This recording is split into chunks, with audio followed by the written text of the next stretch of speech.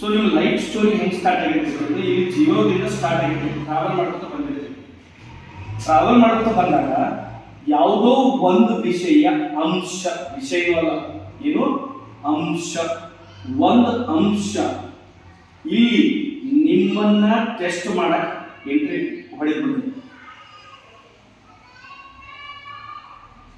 ಇಲ್ಲಿ ಎಂಟ್ರಿ ಹೊಡಿತೀವಿ. ಸೊ ಇಲ್ಲಿ ಎಂಟ್ರಿ ಹೊಡೆದ ಮೇಲೆ ಅದಾದ ಮೇಲೆ ಸಿಚುವೇಶನ್ಗಳು ಬದಲಾಗ್ತಿತ್ತು. ಈ ಬದಲಾದಂತ ಸಿಚುವೇಶನ್ ಅಲ್ಲಿ ನೀವು ಹೆಂಗೆ ಬಿಹೇವ್ ಮಾಡ್ತೀರಿ ಅನ್ನೋದು ತುಂಬಾ ಮುಖ್ಯ ಆಗ್ತದೆ. ಅಲ್ಲಿ ನೀವು ಸಂಬಂಧ ಉಳಿಸ್ಕೋಬೇಕಾಗಿರುತ್ತೆ. ಇದು ನಿಜವಾದ ಸಂಬಂಧ ಇದ್ದಾಗ, ನಿಜವಾಗ್ಲೂ ಒಂದು ಒಳ್ಳೆ ದಾರಿಯಲ್ಲಿ ನಿಮ್ದು ಒಳ್ಳೆ ಸಂಬಂಧ ಬೆಳೆದಾಗ, ಇಂಥ ಅಡೆತಡೆಗಳ ಬಂದಾಗ ನಿಮ್ಮ ಸಂಬಂಧ ಹೇಗಿರಬೇಕು, ಹೇಗೆ ಉಳಿಸ್ಕೋಬೇಕು ಅನ್ನೋದು ತುಂಬಾ ದೊಡ್ಡ ಪ್ರಶ್ನೆ. ಅಲ್ಲಿ ನಿಮ್ದು ಏನಾಗಿರ್ತೈತಿ ಅಂದ್ರೆ ಒಂದು ಸಿಚುವೇಶನ್ ಇಲ್ಲ ಅಂಶ, ಒಂದು ಅಂಶದಿಂದ ಸಮಸ್ಯೆ ಉದ್ಭವ ಆಗಿರ್ತೈತಿ. ಆಮೇಲೆ ಒಂದು ಇಲ್ಲಿ ಏನಾಗಿರ್ತೈತಿ, ಒಂದು ಅಂಶ ಬಂದು ನಿಮ್ಮಲ್ಲಿ ಸ್ವಲ್ಪ ವಾದ ವಿವಾದ ಆಗಿರ್ತಾವ. ಆ ವಾದ ವಿವಾದದಿಂದ ಏನ್ ಡ್ಯಾಮೇಜ್ ಆಗ್ತೈತಿ ಅಂದ್ರೆ ದೊಡ್ಡ ಮಿಸ್ಟೇಕ್ಸ್ ಆಗುತ್ತೆ. ಅಂದ್ರೆ ಇಲ್ಲಿವರೆಗೂ ಇದು ಏನ್ ಪ್ರಾಬ್ಲಮ್ ಎಂಟ್ರಿ ಹೊಡೆದೈತಿ, ಇದು ತುಂಬಾ ಚಿಕ್ಕ ಅಂಶ, ಇದು ಬಿಡ್ತೀರಿ. ಇದು ಬಿಟ್ಟು ಏನಾಗ್ತೈತಿ, ದೊಡ್ಡ ಮಾತಾಡಕ್ ಹೋಗ್ಬಿಡ್ತೀವಿ. ಇಲ್ಲಿ ಏನ್ ದೊಡ್ಡ ಸಮಸ್ಯೆ, ಏನ್ ದೊಡ್ಡ ತಪ್ಪಾಗ್ತೈತಿ ಅಂದ್ರೆ ಮಾತು. ಆ ಮಾತಿಗೆ ತೂಕಲ್ಲ ಇರಲ್ಲ. ಸಿಟ್ಟಿನಲ್ಲಿ ಬಂದಂತ ಮಾತಿಗೆ ವ್ಯಾಲ್ಯೂ ಕೊಡಬಾರ್ದು.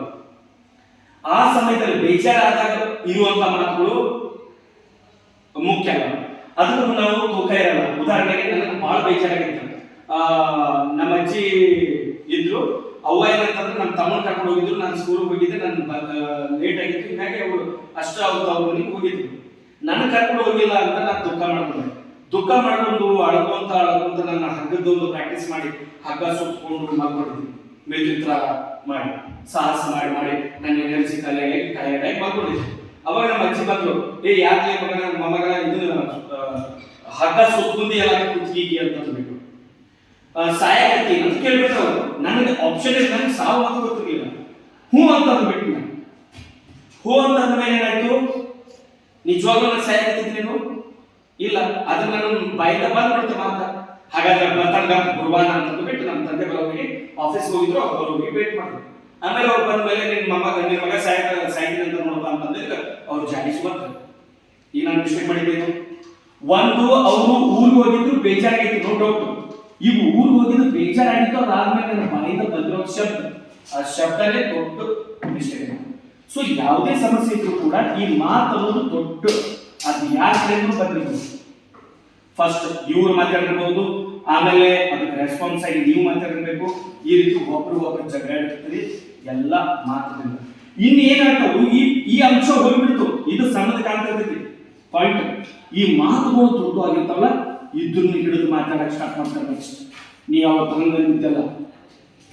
ಆಮೇಲೆ ಈ ಮಾತುಗಳಿಗೆ ಯಾರ ವ್ಯಕ್ತಿ ಹೊಡಿತಾರೆ, ನಿಮಗೆ ಫೇವರ್ ಇರ್ತಾವ, ಅವ್ರಿಗೆ ಫೇವರ್ ಇರ್ತಾವ. ಈಗ ಇವರು ಬೇರೆದವ್ರು ಎಂಟ್ರಿ ಹೊಡೆದ ಮೇಲೆ ಅದೇನಾಗ್ತೈತಿ, ನೂತ್ ಹೊಡೆದಾಗ್ತೈತಿ. ಸಣ್ಣದು ಮಾಡ್ತಾರೆ ಅಂತ ಹೇಳಿ ಯಾವುದೇ ಕಾರಣಕ್ಕೂ ಆಗಲ್ಲ. ಬೇರೆದವ್ರು ಎಂಟ್ರಿ ಹೊಡೆದ ದೊಡ್ಡ ಇಶ್ಯೂನ ಆಗ್ತದೆ. ಯಾಕಂದ್ರೆ ನಿಮ್ಮ ಪರವಾಗಿ ಇರೋರು ಇರ್ತಾರೆ, ನಿಮ್ಮಿಬ್ಬರು ಪರವಾಗಿ ಇಲ್ಲದೆ ಇರೋರು ಏನಾದ್ರು ಇದ್ರು ಅಂದ್ರೆ ಜಡ್ಜ್ ಇರ್ತಾರ, ಅದನ್ನ ಅಲ್ಲೇ ಮೊದಲುಗೊಳಿಸಿ ಆಯ್ತಪ್ಪ ನಿಮ್ಮ ಲೈಫ್ ಏನೈತಿ, ಇಬ್ರು ಚೆನ್ನಾಗಿದೆ ಅಂತ ಹೇಳ್ತಾರೆ. ಒಂದು ವೇಳೆ ನಮ್ಮ ಪರವಾಗಿ ನಮ್ಮ ಫೇವರ್ ಇದ್ದವ್ರು ಏನಾದ್ರು ನಾವು ಕರ್ಕೊಂಡು ವಾದ ಮಾಡಿದ, ಈ ರೆಡ್ ನಲ್ಲಿ ತೋರಿಸ್ತಾ ಇರೋದು ರೆಡ್ ಮಾಡ್ತಾರೆ, ಇದ್ರ ಬಗ್ಗೆನೇ ವಾವ್ ಅಂತ ಹೇಳ್ತಾರೆ. ಇದನ್ನ ಏನಂತಂದ್ರೆ ಬ್ಲೂ ಇದ್ದಿದ್ದು ಬ್ಲೂನೇ ಹೇಳ್ತಾರೆ. ಇದ್ರೊಳಗೆ ಯಾರು ಸೋಲಲ್ಲ. ಆಮೇಲೆ ಏನಾಗೈತಿ ದೊಡ್ಡದು. ಇದನ್ನ ಈಗ ಸರಿ ಮಾಡಿಕೊಂಡ್ರೆ